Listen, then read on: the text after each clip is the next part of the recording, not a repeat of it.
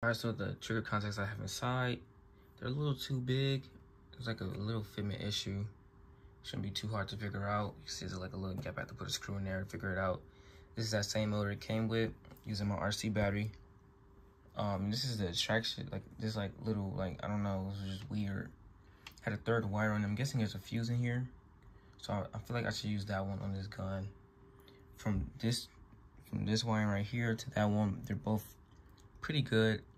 On this side of the trigger contacts, they didn't have these, so I was like kind of concerned. I might not need those, I don't know. But it does work. It's hard to do it with one hand. Let me see, just get closer.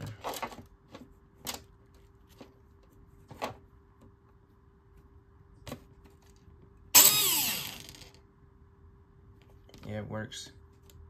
Everything's been going well. I looked at my parts box, and since the trigger contact is blue, I was able to find the same thing for it.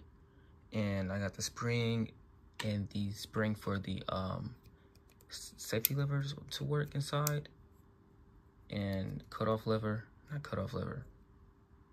Is that into the cutoff lever? No, whatever. I forgot what this is called. I think that might be the name of it, but this is working too, so you should be able to have semi-auto on semi-auto, not have that problem. Now I just have to shim it, and I have to find another bearing, or no, is it bearing? Yeah, another bearing for this, or I might just pop it out, pop those two out and keep them bushings, and keep the two top ones bearings. But everything is definitely going well. Shimming I haven't done it in a while, but I still know how to do it. I've done it on all my guns, and yeah. All right, so I just found out that this is all one thing. No wonder why the FPS was so good. I mean, the air seal was so good. So I might switch this out because I don't want it being that cheap plastic in there, even though it still works. I might keep it in there. I don't know yet, but I do have another one, I think. I hope I do. Yeah, so I have one of these. Hopefully it fits on the right and give me a good air seal. If it doesn't, then I'll just keep that same one in there. Because I mean, there's nothing wrong with it. I can just loop it up and, you know, keep it the same. But I'll figure it out. So I'm recording again, and I figured out that this is all one thing too. And it doesn't really fit on that. So I actually have to keep this all the same. In which the air seal of it is perfectly fine. So it should be cool. It haven't broke then, so it can't really break now. And yeah. All right, so this will be test one. Seeing if the gun fires with my new shimming, and it probably won't, cause like the motor was like kind of stiff. It was hard to get down there, so it probably not even gonna engage properly.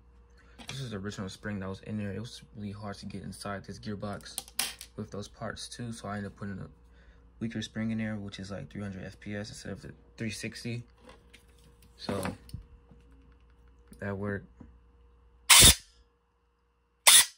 Yeah, so it's either too far or something. I don't know, but I had a feeling, cause I forgot to put them springs in the top too. But I had a feeling cause it was just like really hard to get it to be engaged. So I'll try to figure out what that problem is. All right, so this is my Black Ops Airsoft M4 build. Well, remodeled airsoft gun that I'm going to be selling.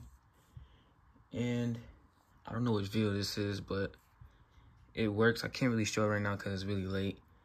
But so I thought the motor wasn't interacting with the stuff. It was just the motor height, and I had to fix it.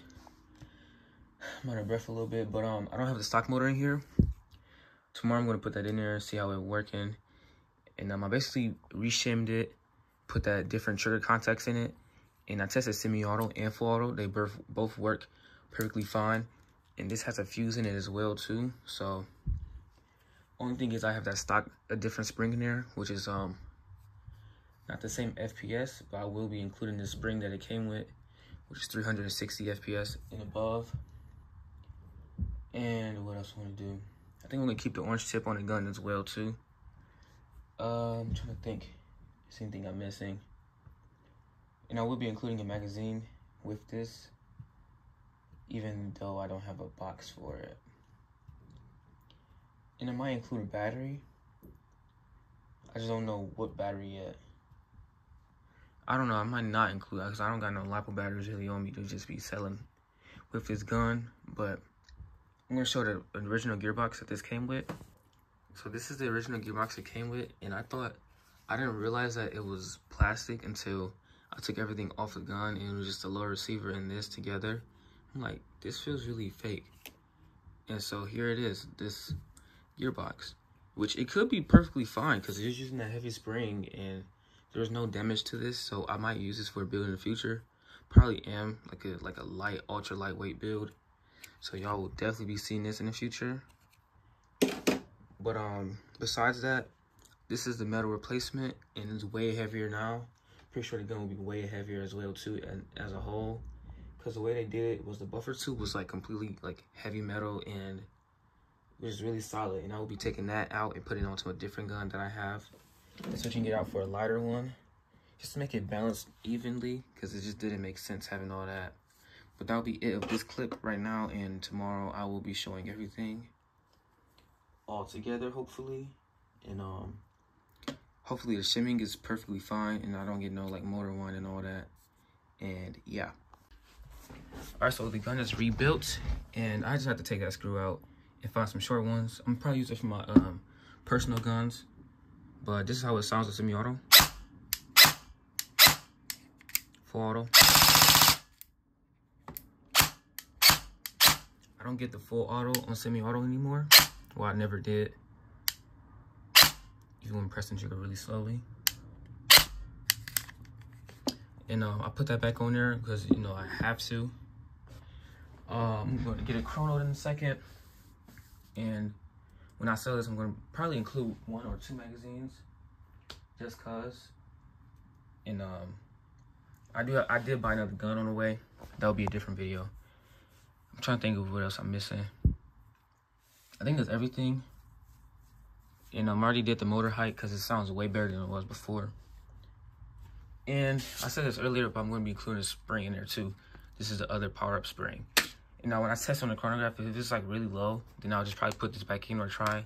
If I don't get it, I'll just still give it in order.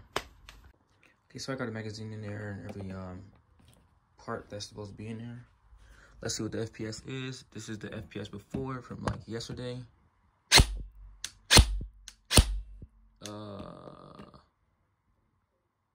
It's still the same.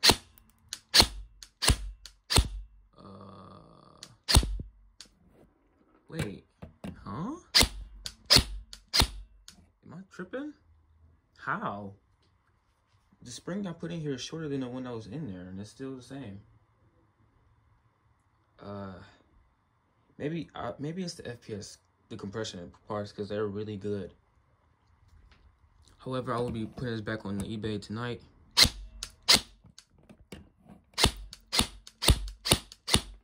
So I'm gonna just say it's an average of 360 FPS. I'll take a picture of that, just put it in the listing. And all I have to do now is just clean it up. It's a little dirty and dusty, so I gotta take some of these parts off, get it looking better than what it is right now. And I got 2 HK416 magazines. They come with my low power AEG gun. I'll give in this, give with this gun. Fortunately, I don't have no spare batteries to give that are brand new either. So I'm gonna send it out without a battery, unfortunately. All right, so however I noticed with this gun, I'm using a high cap now. This has heavy mid cap syndrome where the BBs are too strong and pushing up onto the hop up unit and making the FPS go wrong. It's not pushing up on the hop up unit, it's pushing up on the nozzle. So that makes the FPS go down a lot. They're not on here before, but I was testing it off camera with that same magazine from earlier, the tan one, and it was fully filled up with BBs. I was getting an FPS of like 100 and 209. It was really low, and then I took the magazine out and shot that remainder BB in there, and I got 350. So I got a high cap. And that's the FPS right now, that 422. It's definitely a .12 in there, but however, make that known that this is not really works well with mid-cap magazines. All right, so I got the gun on this wall. I'm too close, but this is how it looked. Completely done. I need to grab it.